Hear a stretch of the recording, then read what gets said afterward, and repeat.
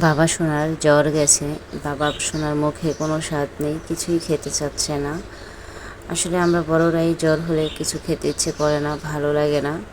আর ও তো ছোট মানুষ, ওর মুখে তো স্বাদ নেই, আর সে তো সেভাবে কিছু বলতেও পারে না। তো কয়েকদিন ধরে সে কিছুই তেমন খাচ্ছে না, তার মুখে একদমই স্বাদ নেই। আর সে তো শুকিয়ে অবস্থা খারাপ হয়ে গেছে, যেহেতু কিছু খাচ্ছে না।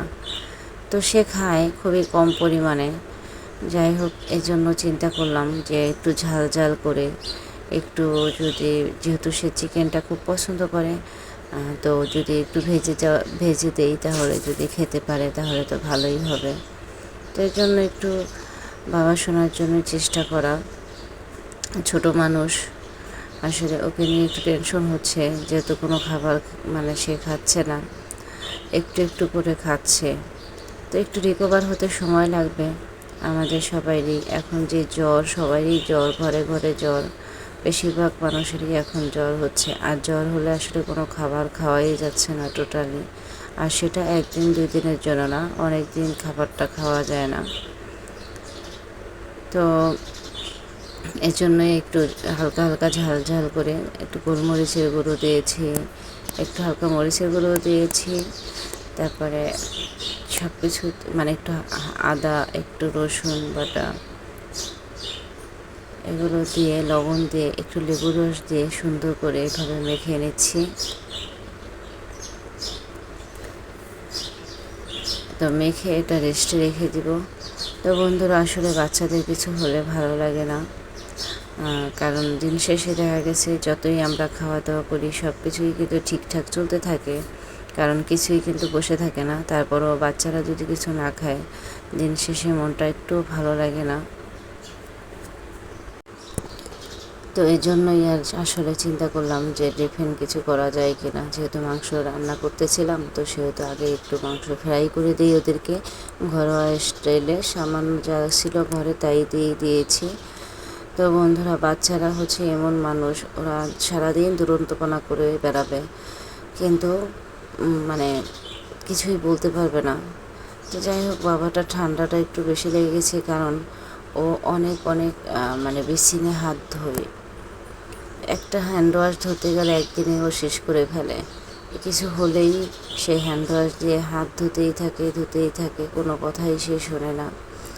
তারপরে সে সারাদিন ডিগবাজি দেয়, সে খাটে থেকে লাফিয়ে লাফিয়ে নিচে পড়ে। স্পাইডারম্যান হবে সে, সুপারম্যান হবে সে। আসলে ওর এখন যে বয়স, এই বয়সে সে এই দুরন্তপনাগুলোই করার কথা, কিন্তু সেগুলো করতে যেহেতু তার লাফঝাপ ঘামে তার জ্বর হয়ে গেছে। তো জ্বর হয়ে যেয়ে সে এখন কিছুই খেতে পারতেছে না। এটাই হলো টেনশনের বিষয় বন্ধুরা। বাচ্চারা দুষ্ট করবে সেটা ঠিকই আছে, আর দুষ্ট না করলে ঘরের মধ্যে ও যখন ঘুমিয়ে থাকে তখন কিন্তু সবটা নিঃশব্দ, মানে শব্দ থাকে না, কেমন হয়ে থাকে। যেমন 1 ঘন্টা 2 ঘন্টা সে ঘুমায়, তো ওই 2 ঘন্টা 1 ঘন্টায় মনে হয় যেন কি যেন নেই, এইরকম কেন, মানে সব কিছু চুপচাপ কেমন লাগে। কিন্তু সে যে সারাক্ষণ এগুলো করতে থাকে, তখনও কিন্তু আবার একটু বিরক্ত লাগে। তো এইটাই হচ্ছে আসলে বাচ্চাদের ধর্ম বা মায়েদের ধর্ম, যে বাচ্চারা যখন দুষ্ট করে তখন একটু বিরক্ত লাগে, আবার যখন ঘুমিয়ে থাকে তখন খুব মায়া লাগে, যে তাকে বকা দিয়েছি, এটা করেছি সেটা করেছি, সে এখন ঘুমিয়ে আছে, বাসাটা নিঃশব্দহীন, মানে কেমন লাগতেছে, খুব নীরব নীরব লাগতেছে। এটাই হচ্ছে আসলে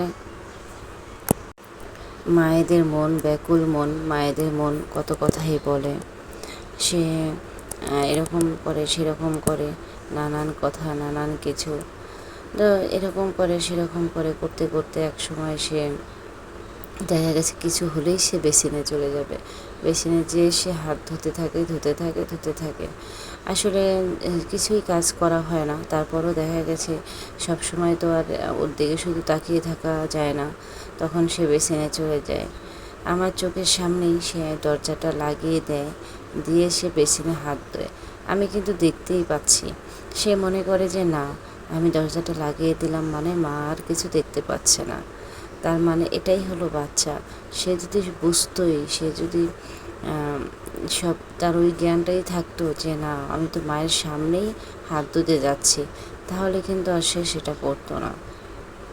তো যাই হোক বন্ধুরা, এইদিকে আমার মাংস সুন্দর করে মেখে নিয়েছি, এখন শুধু ভেজে দেব। দেখো খুব সুন্দর করে মেখে নিয়েছি।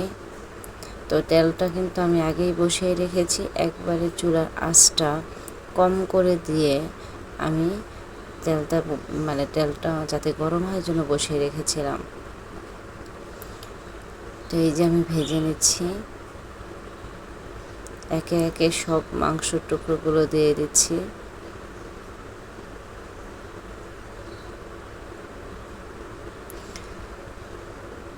তো বাবা সোনা খেয়ে কিন্তু ভীষণ ভালো লেগেছিল, কারণ যেহেতু একটু হালকা ঝাল ঝাল ছিল। আমি ইচ্ছে করে একটু গোলমরিচের গুঁড়ো আর একটু হালকা মরিচের গুঁড়ো দিয়েছি, যাতে জিনিসটা ঝাল ঝাল হয়, ওর মুখে একটু ভালো লাগে।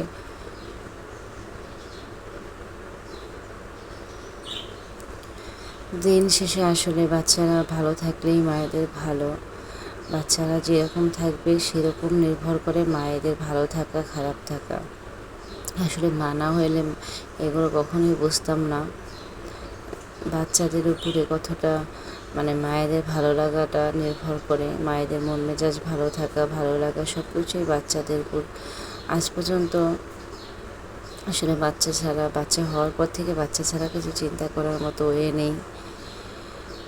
সে হলো মা, সর্বশেষে মায়ের বিকল্প কিছু নেই, মা মাই হয়ে থাকে। তো আসলে মা না হলে নিজের মায়ের কতটুকু নিজে বুঝতাম না, মা হয়েছি বলেই এখন নিজের মাকে খুব উপলব্ধি করতে পারি। তো এইদিকে আমি মাংসগুলো ভেজে নিচ্ছি, উল্টায় দিয়েছি। তো উল্টায় দিয়ে আস্তে আস্তে করে একবারে অল্প আছে এগুলো আমি সব ভেজে নিচ্ছি, কারণ যদি আঁচটা বাড়িয়ে দিতাম তাহলে দুই পাশটা আসলে হয়ে যেত, কিন্তু ভেতরে হতো না। তো একবারে অল্প আছে আমি পুরোটা ভেজে নিলাম। তো তেলটা ঝরায় নিচ্ছি।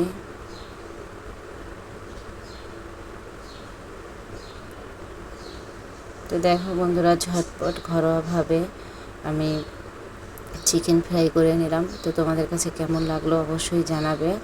তো পাশে থাকলে পাশে পাবে সব সময়। যারা ফেসবুক থেকে দেখবে ভিডিওটা তারা কাকলি রানী প্রোফাইলটা ফলো করে রাখবে, আর যারা ইউটিউব থেকে দেখবে AK মন্ডল 2.0 ইউটিউব চ্যানেলটি সাবস্ক্রাইব করে পাশে থাকবে। তো আজকের মতো ভিডিওটা এই পর্যন্তই। Bye bye, tata.